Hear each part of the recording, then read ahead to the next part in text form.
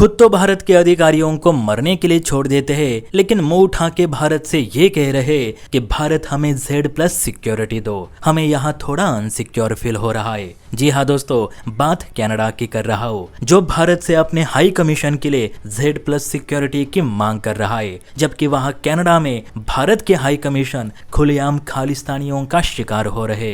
Latest media reports के मुताबिक दिल्ली में मौजूद कैनेडियन हाई कमीशन ने भारत सरकार से अपनी मौजूदा सिक्योरिटी बढ़ाकर उसे Z+ सिक्योरिटी में तब्दील करने की डिमांड की है। कैनेडियन हाई कमीशन का कहना है कि दिल्ली में मौजूद हमारे हाई कमिश्नर और अन्य राजनयिक अपने आप को सिक्योर फील नहीं कर रहे, उन्हें संभावित हमले का डर सता रहता है। काफी सारे अनजान लोग उनके घर और कामकाज वाली जगह घूमते फिरते दिखाई पड़ रहे, जिससे वो अपने काम पे फोकस नहीं कर पा रहे। कनाडा का कहना है कि बीते 2 महीनों में ऐसी 5 शिकायतें आई है, जिसमें हमारे हाई कमिश्नर ने दिल्ली में मौजूद कैनेडियन हाई कमीशन की सिक्योरिटी बढ़ाने की बात कही है। हालांकि इस पर भारत सरकार कोई भी जवाब नहीं दे रही, इसलिए हम चाहते हैं कि भारत सरकार इस पर ध्यान दे, क्योंकि यही लोग हैं जो भारत कनाडा में शांति कायम रखने का काम करते। अब देखिए दोस्तों, जब खुद के लोग कह रहे हैं कि हमें काम करने में डर लग रहा है, हमें और सुरक्षा चाहिए, तो कनाडा कैसे फड़फड़ा रहा है।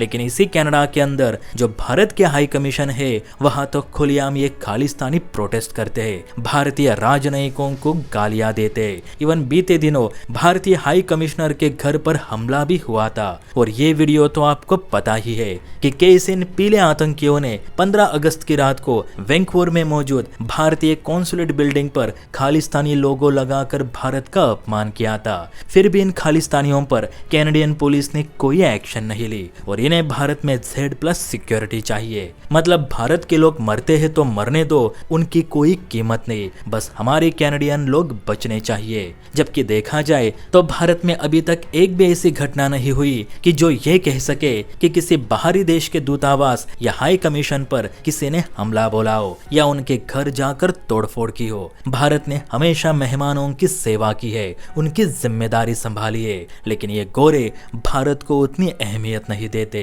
तो सवाल है कि हम भी इन्हें अहमियत क्यों दे। इस पर भारत की ओर से भी कहा गया है कि जितनी सिक्योरिटी फिलहाल कैनेडियन हाई कमीशन को दी गई है, वो सभी खतरों से निपटने के लिए काफी है।